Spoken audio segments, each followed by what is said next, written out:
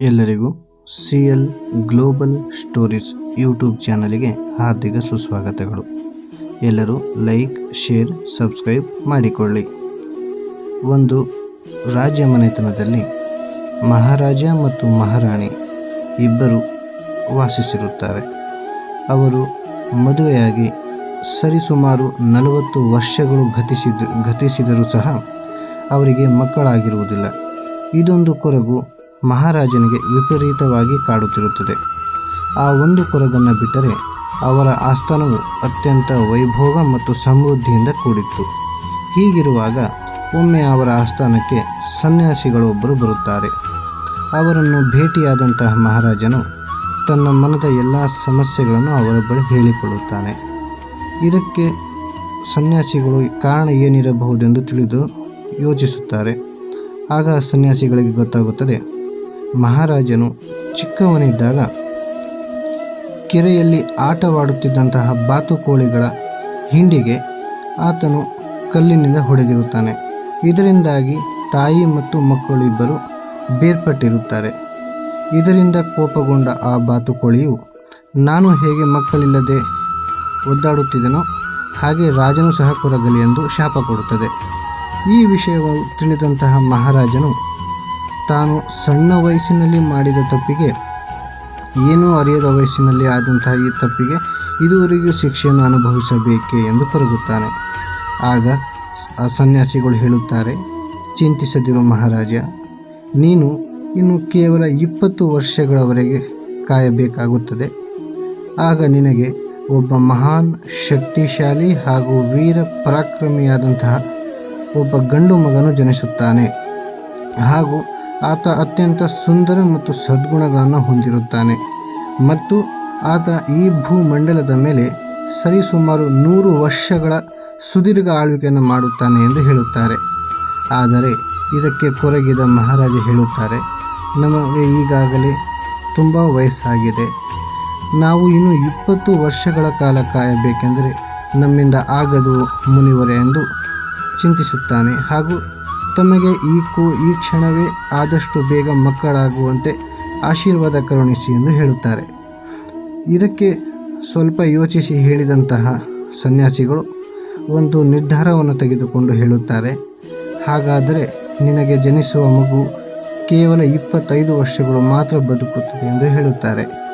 25 ವರ್ಷಗಳಾದರೂ ಪರವಾಗಿಲ್ಲ, ನಮ್ಮ ಜೊತೆಗೆ ಇರಲಿ ಎಂದು ಬೇಡಿಕೊಳ್ಳುವಾಗ ಅದರಂತೆ ಮಹಾರಾಜ ಮತ್ತು ಮಹಾರಾಣಿಗೆ ಒಬ್ಬ ಗಂಡು ಮಗು ಜನಿಸುತ್ತಾನೆ. ಗಂಡು ಮಗು ಜನಿಸಿದ ಖುಷಿಯಲ್ಲಿ ಮಹಾರಾಜನು ತನ್ನ ರಾಜ್ಯದ ಬಡವರಿಗೆ ಬಂಗಾರ, ವಜ್ರ, ವೈಢೂರ್ಯಗಳನ್ನು ದಾನವಾಗಿ ನೀಡುತ್ತಾನೆ. ಹಾಗೂ ಊರ ತುಂಬೆಲ್ಲ ವಿವಿಧ ಬಗೆಯ ಭೋಜನವನ್ನು ಮಾಡಿಸುತ್ತಾನೆ. ಯುವರಾಜನು ಬೆಳೆದು ದೊಡ್ಡವನಾಗುತ್ತಾನೆ ಹಾಗೂ ಅತ್ಯಂತ ಸುಂದರನಾಗಿರುತ್ತಾನೆ. ಹಾಗೂ ಆತ ಬಿಲ್ವಿದ್ಯೆ ಮತ್ತು ಗದಾಯುದ್ಧ ಮತ್ತು ಇತರ ಎಲ್ಲ ಥರದ ವಿದ್ಯೆಗಳಲ್ಲಿ ಆತ ನಿಪುಣನಾಗಿರುತ್ತಾನೆ. ಒಮ್ಮೆ ಯುವರಾಜನು ಕಾಡಿನಲ್ಲಿ ಕುದುರೆಯ ಮೇಲೆ ಹೋಗುತ್ತಿರುವಾಗ ಎದುರಾಗಿ ಸಿಂಹವೊಂದು ಅಡ್ಡ ಬರುತ್ತದೆ. ಇದರಿಂದಾಗಿ ಹೆದರಿದಂಥ ಕುದುರೆಯು ಓಡಿದ ರಭಸದಲ್ಲಿ ಯುವರಾಜನು ಬಿದ್ದು ಗಾಯವನ್ನು ಮಾಡಿಕೊಳ್ಳುತ್ತಾನೆ. ವಿಷಯ ತಿಳಿದ ಮಹಾರಾಜ ಜಿಗುಪ್ಸೆಗೆ ಒಳಗಾಗುತ್ತಾನೆ. ಹಾಗೂ ಯುವರಾಜನ ಸೌಂದರ್ಯ ಮತ್ತು ಆತನ ಶಕ್ತಿ ಪರಾಕ್ರಮದ ಬಗ್ಗೆ ಅಕ್ಕಪಕ್ಕದ ರಾಜ್ಯದ ತುಂಬೆಲ್ಲ ವಿಷಯ ಹರಿದಾಡುತ್ತಿರುತ್ತದೆ. ಮತ್ತು ಪಕ್ಕದ ರಾಜ್ಯದ ಯುವರಾಣಿಯ ಸೌಂದರ್ಯ ಮತ್ತು ಆಕೆಯ ದಾನ ಧರ್ಮಗಳ ಬಗ್ಗೆ ಅಕ್ಕಪಕ್ಕದ ರಾಜ್ಯದಲ್ಲಿ ವಿಷಯ ಹರಿದಾಡುತ್ತಿರುತ್ತದೆ. ಯುವರಾಜ ಮತ್ತು ಯುವರಾಣಿ ಒಬ್ಬರನ್ನೊಬ್ಬರು ನೋಡದೆ ಪರಸ್ಪರ ಪ್ರೀತಿಸುತ್ತಿರುತ್ತಾರೆ. ಹಾಗೂ ಯುವರಾಣಿಯ ತಂದೆ ಮತ್ತು ತಾಯಿಗಳು ಯುವರಾಜನ ತಂದೆ ತಾಯಿಯ ಬಳಿ ತಮ್ಮ ಮಕ್ಕಳ ಮದುವೆ ಪ್ರಸ್ತಾಪವನ್ನು ಮಾಡುತ್ತಾರೆ. ಹಾಗೂ ಅವರಿಬ್ಬರ ಮದುವೆಯನ್ನು ತುಂಬ ಸಡಗರ ಮತ್ತು ಸಂಭ್ರಮದಿಂದ ಮಾಡುತ್ತಾರೆ. ಇತ್ತ ಕಡೆ ಯುವರಾಣಿಯು ಮದುವೆಯಾಗಿ ಯುವರಾಜನ ಆಸ್ಥಾನಕ್ಕೆ ಹೋಗುತ್ತಾಳೆ. ಹಾಗೂ ತನ್ನ ತಂದೆಯ ಆಸ್ಥಾನದಲ್ಲಿದ್ದಾಗ ಹೇಗೆ ಆಕೆ ದಾನ ಧರ್ಮಗಳನ್ನು ಮಾಡುತ್ತಿದ್ದಳೋ ಅದೇ ರೀತಿ ಯುವರಾಜನ ಸಾಮ್ರಾಜ್ಯಕ್ಕೆ ಬಂದರೂ ಸಹ ತಾನು ದಾನ ಧರ್ಮಗಳನ್ನು ಮಾಡುತ್ತಿರುತ್ತಾಳೆ. ಹೀಗಿರುವಾಗ ಯುವರಾಜನ ಆಯಸ್ಸು ಮುಗಿಯುತ್ತಾ ಬರುತ್ತಿರುತ್ತದೆ. ಇದು ತಿಳಿದ ಮಹಾರಾಜನು ಯುವರಾಜನಿಗೆ ಹೊರಗಡೆ ಎಲ್ಲೂ ಹೋಗದಿರದಂತೆ ಹೇಳಿ ಆತನು ಯುವರಾಜನ ಆತ್ಮರಕ್ಷಣೆಗಾಗಿ ಮಹಾ ಅಭಿಷೇಕ ಮಾಡಿಸಲು ಹೋಗುತ್ತಾನೆ. ಇತ್ತ ಕಡೆ ಯುವರಾಜ ಮತ್ತು ಯುವರಾಣಿಯ ಮದುವೆಯ ವಾರ್ಷಿಕೋತ್ಸವದ ನಿಮಿತ್ತ ಯುವರಾಣಿಯು ಯುವರಾಜನಿಗಾಗಿ ಆತನಿಗೆ ಇಷ್ಟವಾದ ಬಗೆ ಬಗೆಯ ಭೋಜನವನ್ನು ಮಾಡಿರುತ್ತಾಳೆ. ಹಾಗೂ ಅನಿವಾರ್ಯ ಕಾರಣದಿಂದ ಯುವರಾಜನು ತೋಟಕ್ಕೆ ಹೋಗಿರುತ್ತಾನೆ. ಇತ್ತ ಕಡೆ ಯುವರಾಜನನ್ನು ಕೊಲ್ಲುವ ಸಲುವಾಗಿ ಯಮಧರ್ಮರಾಜನು ಗೂಳಿಯ ವೇಷವನ್ನು ತೊಟ್ಟು ಬಂದಿರುತ್ತಾನೆ. ಹಾಗೂ ಅದೇ ರಾಜ್ಯದಲ್ಲಿ ವಾಸವಾಗಿರ್ತಕ್ಕಂಥ ಅತ್ಯಂತ ಕಡು ಬಡತನದ ಶಿವಶರಣರು ಪ್ರತಿನಿತ್ಯದಂತೆ ಭಿಕ್ಷೆಯನ್ನು ಬೇಡಲು ಹೋಗುತ್ತಾರೆ. ಹೀಗೆ ಹೋಗುತ್ತಿರುವಾಗ ಆ ಶಿವಶರಣರು ಅರಮನೆಯ ಮುಂದೆ ಹೋಗುತ್ತಿರುವಾಗ ಅವರಿಗೆ ರಾಣಿಯು ಕಾಣುತ್ತಾಳೆ.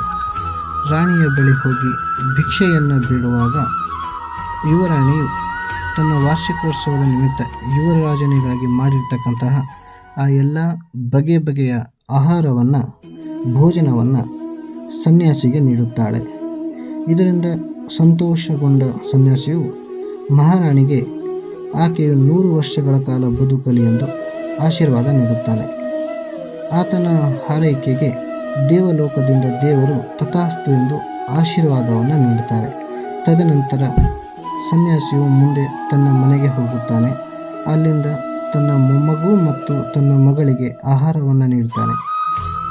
ಆಕೆಯ ಮಗಳು ಮತ್ತು ಮೊಮ್ಮಗು ಎಲ್ಲರೂ ಆಹಾರವನ್ನು ಸೇವಿಸಿದ ನಂತರ ಸನ್ಯಾಸಿಯು ನಡೆದ ಎಲ್ಲ ಘಟನೆಯನ್ನು ತನ್ನ ಮಗಳಿಗೆ ತಿಳಿಸುತ್ತಾನೆ. ಯುವರಾಣಿಯ ಈ ಕಾಯಕಕ್ಕೆ ಸಂತೋಷಗೊಂಡ ಸನ್ಯಾಸಿಯ ಮಗಳು ಯುವರಾಣಿಯು ದೀರ್ಘ ಸುಮಂಗಲಿಯಾಗಿ ಬದುಕಲಿ ಎಂದು ಆಶೀರ್ವಾದವನ್ನು ನೀಡುತ್ತಾಳೆ. ಇದರಿಂದ ದೇವಲೋಕದಿಂದ ದೇವನು ತಥಾಸ್ತು ಎಂದು ಆಶೀರ್ವಾದವನ್ನು ನೀಡುತ್ತಾರೆ.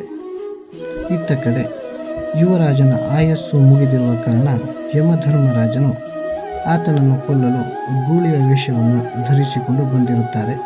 ಹಾಗೂ ಎಷ್ಟೇ ಪ್ರಯತ್ನಿಸಿದರೂ ಯುವರಾಜನನ್ನು ಕೊಲ್ಲಲು ಆಗುವುದಿಲ್ಲ. ಆಗ ಶಿವಪರಮಾತ್ಮನು ಯಮಧರ್ಮರಾಜನ ಬಳಿ ಪ್ರತ್ಯಕ್ಷರಾಗುತ್ತಾರೆ ಹಾಗೂ ನಡೆದ ಎಲ್ಲ ಘಟನೆಯನ್ನು ತಿಳಿಸುತ್ತಾರೆ. ಶಿವಶರಣರು ಯುವರಾಣಿಗೆ 100 ವರ್ಷಗಳ ಕಾಲ ಬದುಕುವಂತೆ ಬೇಡಿರುತ್ತಾರೆ. ಹಾಗಾಗಿ ನಾನು ತಥಾಸ್ತು ಎಂದು ಆಶೀರ್ವಾದವನ್ನು ನೀಡಿದ್ದೇನೆ ಎಂದು ಹೇಳುತ್ತಾರೆ. ಹಾಗೂ ಶಿವಶರಣನ ಮಗಳೂ ಸಹ ಯುವರಾಣಿಗೆ ದೀರ್ಘ ಸುಮಂಗಲಿಯಾಗಿ ಬದುಕಲಿ ಎಂದು ಆಶೀರ್ವಾದವನ್ನು ಬೇಡಿದ್ದಾಳೆ. ಅದಕ್ಕೂ ಸಹ ನಾನು ತಥಾಸ್ತು ಎಂದು ಆಶೀರ್ವಾದವನ್ನು ನೀಡಿದ್ದೇನೆ ಎಂದು ಶಿವನು ಯಮಧರ್ಮರಾಜರಿಗೆ ಹೇಳುತ್ತಾನೆ. ಇದರ ಅರ್ಥ ಯುವರಾಣಿಯು ಸರಿಸುಮಾರು 100 ವರ್ಷಗಳಾಗುವವರೆಗೂ ಆಕೆಯು ದೀರ್ಘ ಸುಮಂಗಲಿಯಾಗಿ ಬದುಕಿರುತ್ತಾಳೆ ಎಂದು ಶಿವನು ಯಮಧರ್ಮರಾಜನಿಗೆ ತಿಳಿಸುತ್ತಾನೆ. ಇದರ ಅರ್ಥ ಯುವರಾಜನು ಯುವರಾಣಿಗೆ 100 ವರ್ಷಗಳಾಗುವ ಕಾಲ ಆತನಿಗೆ ಯಾವುದೇ ರೀತಿಯ ಸಾವು ಸಂಭವಿಸುವುದಿಲ್ಲ ಎಂದು ಶಿವನು ಯಮಧರ್ಮರಾಜನಿಗೆ ತಿಳಿಸುತ್ತಾರೆ. ಈ ನೀತಿಯ ಕಥೆಯ ಅರ್ಥವೇನೆಂದರೆ, ನಾವು ಮಾಡುವ ಒಳ್ಳೆಯ ಸತ್ಕಾರ್ಯಗಳು ಕೇವಲ ನಮ್ಮನ್ನು ಮಾತ್ರವಲ್ಲದೆ ನಮ್ಮ ಸಂಪೂರ್ಣ ಕುಟುಂಬವನ್ನು ರಕ್ಷಿಸುತ್ತದೆ. ಇಲ್ಲಿಗೆ ಈ ಕಥೆಯು ಮುಕ್ತಾಯವಾಗುತ್ತದೆ. ಮತ್ತೆ ಮುಂದಿನ ಕಥೆಯಲ್ಲಿ ಭೇಟಿಯಾಗೋಣ. ಶುಭವಾಗಲಿ.